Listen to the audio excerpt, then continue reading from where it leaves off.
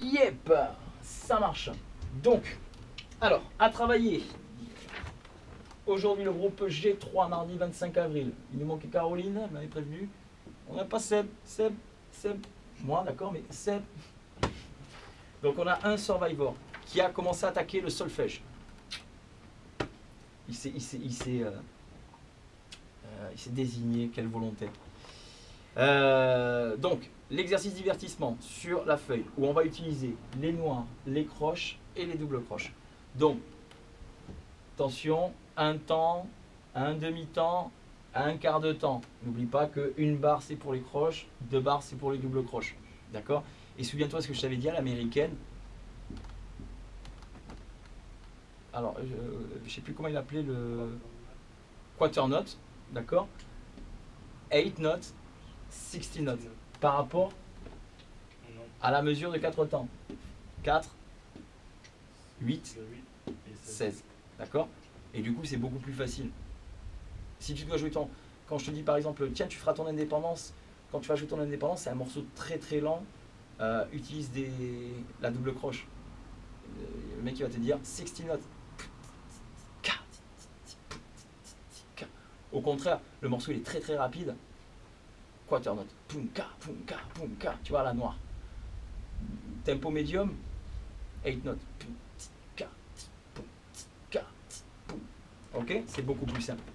Alors, donc, on a 4 exercices, chaque exercice 2 lignes et chaque exercice 1, 2, 3, 4 mesures. D'accord? Donc au total, amuse-toi, 4, 8, 12, 16 mesures de travail. On ne tient pas compte encore des petits symboles qui sont rajoutés sur certaines des notes, là, en bas des notes ou au-dessus. Ce sera les accents, les dynamiques, les crescendo, les décrescendo. On verra dans la partie technique. Pour l'instant, ce qui m'intéresse, c'est de savoir lire le texte avec le métronome. Donc, je mettrai le métronome dans la description de la vidéo, ou alors si on a déjà le réflexe d'aller sur la playlist métronome. Je prends le métronome, je suis à la maison, j'ai besoin, pour l'instant, je ne vais pas le jouer. J'ai besoin juste de mes 2 baguettes, de ma voix, de la feuille, qu'il ne faut pas perdre, bien évidemment, et du métronome. Je lance le métronome, et je te fais l'exemple du premier exercice.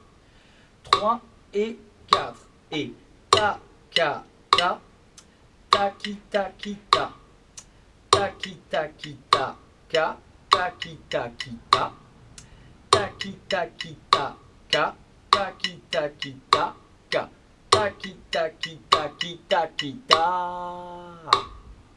Ça marche? Voilà, alors le petit conseil pour travailler. Donc là on est dans le solfège, lecture, solfège. Le petit conseil, Mister, c'est all day. Every day. C'est même mieux ça. Every day, parce qu'all day, c'est pas toute la journée. Chaque jour. Every day. Je me pose, je commence, 2-3 minutes. Je suis un peu plus à l'aise, je change de vidéo. 60. Je suis à l'aise, 70, 80. Je suis pas obligé après de faire toute la page. Je me dis, tiens, je prends le premier, juste le premier, les quatre mesures du premier. Tchac, allez, tchac, allez. Je monte. Et je vois, souviens-toi ce que je t'ai dit, quand je vais commencer à entendre la mélodie. D'accord? Ok, ça marche? Donc, ce travail-là, pour la semaine prochaine, commence à le travailler tous les jours. Fais le test.